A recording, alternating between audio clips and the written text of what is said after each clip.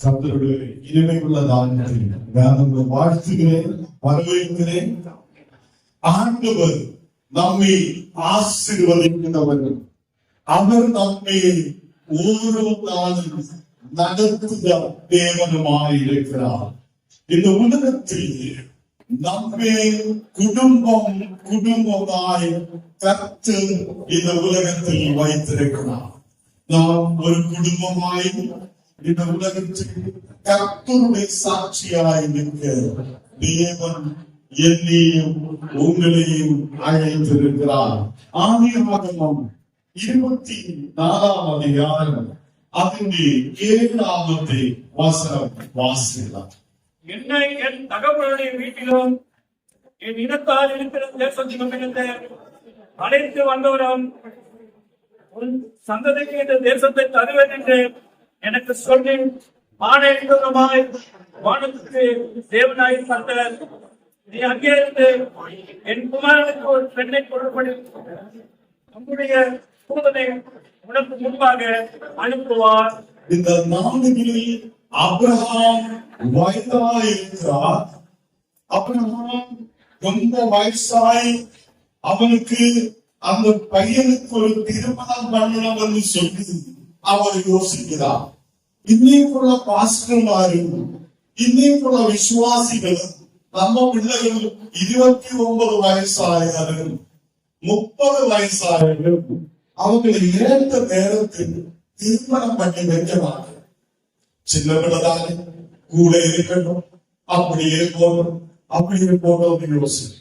அப்பதான் என்ன யோசிக்கிறா, யார் என்னுடைய பிள்ளை ஒரு நல்ல ஒரு மனைவியை நான் பார்க்கணும், அவனுக்கு ஒரு நல்ல ஒரு திருமணம் உருவாகணும், குடும்ப வாழ்க்கை உருவாகணும் என்று ஆபிரகாம் நினைச்சு ஆபிரகாமுடைய தாசரை கூப்பிட்டு, நீ என்னோட வீட்டுக்கு நீ போய் அந்த இடத்திலிருந்து என்னுடைய மகனுக்காக ஒரு பொண்ணு நீ திருமணத்துக்காக ஆயத்தப்படுத்தணும். அந்த இடத்தில் அபிரகாம் சொல்லுகிறான், என்னை இந்த இடத்தில் கூட்டிக் கொண்டு வந்தவனாய் தேவன், எனக்கு தேவையான எல்லாவற்றையும் கொடுத்ததான தேவன் எனக்காக பெரிய அற்புதத்தை செய்வான். அவன் ஏற்ற நேரத்தில் என்னுடைய தாசனை நான் அனுப்புகிறேன். அவனுக்கு அந்த பிள்ளையை பார்க்கிறதுக்கும் அவங்கள்ட்ட பேசுவதற்கும் அவங்களை கூட்டிக் கொண்டு வருவதற்குமாக கர்த்தர் உதவி செய்கிறார் என்று விசுவசித்திருக்கிறார். கர்த்தருடைய பிள்ளைகளே, நாம் விசுவாசத்தோடு நம்முடைய பிள்ளைகளுக்காக திருமணத்துக்காக ஆயத்தப்பட்டு முன்னாடி போக வேண்டும். நாங்கள் நம்ம என்ன செய்வோம், ஏதோ எங்கேதான் ஒரு பணமுள்ள நல்ல பிள்ளையை பார்க்கலாம். இன்னைக்கு எல்லாம் தேவை, மக்களுக்கு நல்ல ஸ்டேட்டஸ் இருக்கிறோம், நல்ல பணம் இருக்கணும், நல்ல கார் இருக்கணும், நல்ல வீடு இருக்கணும், அவனை மட்டும் போதும். கொஞ்ச நாள் இருக்குமோ அவன் சின்னதா கொஞ்சம் தண்ணி அடிக்க ஆரம்பிக்கும், இப்படி ஆகி அது போக ஆரம்பிக்கும், பிரச்சனை வர ஆரம்பிக்கும். அப்போ நம்ம அழுத ஆரம்பிக்கும், எனக்கு ஒரு விடுதலை ஒரு விடுதலை தர. அப்படி அல்ல, முன்னமே நாம் ஜெபிக்கணும், முன்னமே நாம் விசுவாசிக்கணும். கர்த்தர் எனக்கும் என்னுடைய பையனுக்கும் அதனை பொண்ணுக்கும் பெரிய அற்புதத்தை செய்வார். நாம் முன்னமே ஜெபிக்கிற மக்களாய் நாம் மாற்றப்பட வேண்டும்.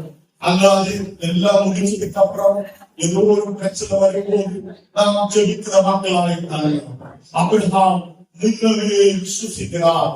எனக்காக கர்த்தர் ஆயத்தப்படுத்துவார்.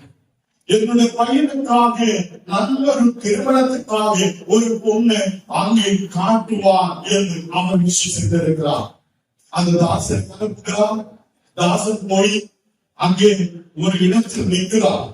அவர் விசுவாசத்தோடு சொல்லுகிறார், முதலாக இங்கு வருகிற தண்ணீர் எடுக்க வருகிற பொண்ணு அவர் நான் தண்ணீர் கேட்கும் போது எனக்கு தண்ணீர் கொடுக்கவும் என்னுடைய கூட உள்ள மிருகங்களுக்கு தண்ணீரை கொடுக்கவும் அவள் ஆயத்தமாய் இருக்க வேண்டும் என்று சொல்லி விசுவாசத்தோடு சொல்கிறாங்க.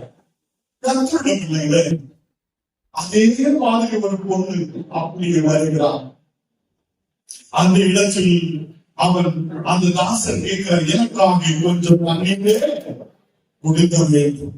அவன் உடனடி தண்ணீரை குடித்து அவனுடைய கூட உள்ள எல்லா ஒட்டகத்துக்கும் மனிதனுக்கும் எல்லாத்துக்கும் தண்ணீரை கொடுக்கிற ஒரு மகளாய் மாற்றப்பட்டிருக்கிறார். இது என்ன கேட்கிற விசுவாசிகளே, நம்ம சபா மக்களே, ஊர் மக்களே, நம்ம வீட்டிலே ஒரு பொண்ணு கொஞ்சம் தண்ணீர் எடுத்துக்கு வா என்று சொல்லும் போது என்ன சொல்லும்? நீ வேணாம் போய் எடுத்துட்டு வா. அப்படி இருந்த உண்மை இல்லை. தாங்கியோடு என்னுடைய தகப்பனுக்கும் வீட்டில் மக்களுக்கும் என்னுடைய குடும்பத்தில் வந்த மக்களுக்கும் நல்ல தண்ணீரை கொடுத்து சாப்பாடை கொடுத்து அவங்களுக்கு தேவையானதை உபசரிக்கிற ஒரு பிள்ளையால் நம்ம பிள்ளைகள் மாற்றப்பட வேண்டும். எல்லாம் எனக்கு புரியாச்சு, கொஞ்சம் நிப்பாட்டு. இப்போ நம்ம பிள்ளைகள் இந்த நாடுகளுக்கு ஒரு மொபைல் எடுக்கும், இப்படி உட்காரும், கர்த்தர் வேண்டாம், அம்மை வேண்டாம், அப்பன் வேண்டாம், சகோதரர்கள் வேண்டாம், எனக்கு என்ன வேணும்? என்ன வேணும்? இது மட்டும் போதும்.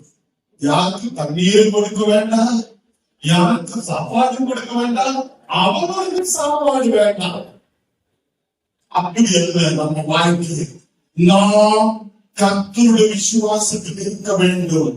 நம்மை பார்த்து வருகிற நம்ம வீட்டுக்கு வருகிற மக்களுக்கு நாம் தண்ணீரை கொடுக்கவும் அவங்களுக்கு தேவையானதை அவங்களுக்கு கொடுக்கவும் செய்தார். நல்ல மனதுத்தான் ஒரு பொண்ணு கர்த்தர் ஆயத்தப்படுத்தி இருந்திருக்கிறார். ஹல்லேலூயா.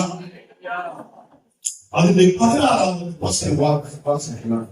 அந்த பெண் மகா ரூபவதியும் புருஷனை அறியாத கண்ணியமாய் இருந்தால் அந்த பொண்ணுக்கு ஒரு நல்ல குவாலிட்டி இருந்திருக்கலாம்.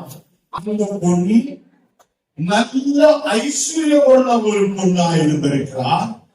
கர்த்தருக்கு அழகுள்ள ஒரு பொண்ணா இருந்திருக்கிறார். அதே மாதிரி கர்த்தருக்கு கீழ்ப்படுகிறார். புருஷன் ஒரு நாள் தொடாத ஒரு பொண்ணா இருந்திருக்கிறார். நாம் யோசித்து பார்க்கட்டும், யார் எப்படி இருக்கிறார், யார் என்னுடைய பிள்ளைகள் இப்ப எப்படி இருக்கிறார். அங்கே அந்த பொண்ணு புருஷனை அறியாதவராய் இருந்திருக்கிறார். கர்த்தருக்கு கீழ்ப்படிதான் ஒரு பிள்ளையாக இருந்திருக்கிறார். முதலாக அங்கே எல்லா மக்களையும் உபசரிக்கிற ஒரு மகளாக இருந்திருக்கிறார். இரண்டாவதாக ஒரு புருஷனும் தொடாத ஒரு பொண்ணாய், பரிசுத்தமானாய், பரிசுத்தமுள்ள ஒரு பொண்ணாய் இருந்திருக்கிறார். என்ன கேட்கிறார் கர்த்தருடைய பிள்ளைகளை? நாம் பரிசுத்தம் உள்ளவராய் மாற கர்த்தர் நமக்கு கிருபை செய்வார். ஆமென்.